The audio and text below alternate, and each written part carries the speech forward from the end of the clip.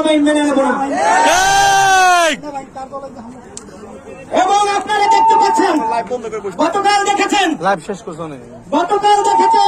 যখন বিপিনুর উপরে হামলা হয়, বিপিনুর রক্তাক্ত হয়, তখন আমাদের নেতাকর্মীরা যখন বিপিনুরকে হাসপাতালে নিয়ে যায়, সেই মুহূর্তে এই সেনা সদস্যরা আমাদের কার্যালয়ে ঢুকে হামলা ভাঙচুর চালিয়েছে। তীব্র নিন্দা জানাই। আমরা অতি সত্বরের বিচার দাবি জানাই। অতি সত্বর যারা এই হামলার সাথে জড়িত, জাতির সামনে তাদেরকে উন্মোচিত করতে হবে। তাদেরকে অতি সত্বর বিচার করে কঠোর শাস্তির আওতায় আনতে হবে। জানি না প্রশাসন এই হামলার মাধ্যমে কি মেসেজ দিতে চায়। আমরা তাদেরকে স্পষ্ট একটা মেসেজ দিতে চাই। আমার ভাইয়ের উপরে হামলা করা হয়েছে, আমার ভাইকে রক্তাক্ত করা হয়েছে, আমাদের গায়ে রক্ত থাকা বিন্দু মাত্র রক্ত থাকা পর্যন্ত এই হামলা আমরা মেনে নেব না। জবাব দিতে হবে। সেনাবাহিনী যদি মনে করে তারা সর্ব হয়েছে, আমরা অবরোধী করতে হয়।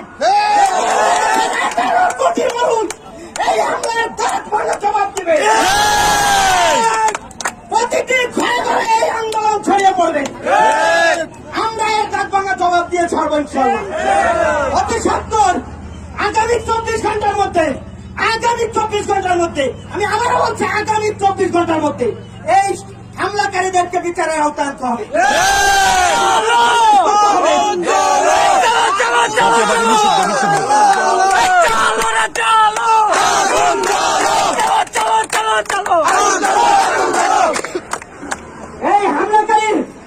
এই হামলাকারীকে সামনে এনে বিচার করতে হবে, তাদের নাম প্রকাশ করতে হবে এবং জাতীয় পার্টিকে বাংলার জমিনে রাজনীতি করার কোন সুযোগ দেওয়া যাবে না।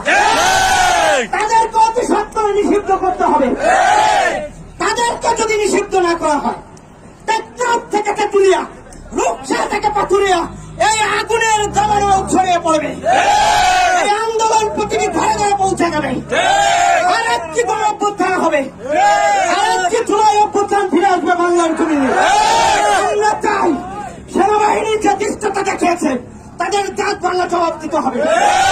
তাদেরকে বিচারের আওতায় না হলে প্রতিটি ঘরে আন্দোলন হবে। তার উপরে হামলা করা হয়েছে, এর তীব্র নিন্দা ফরিদপুর জেলা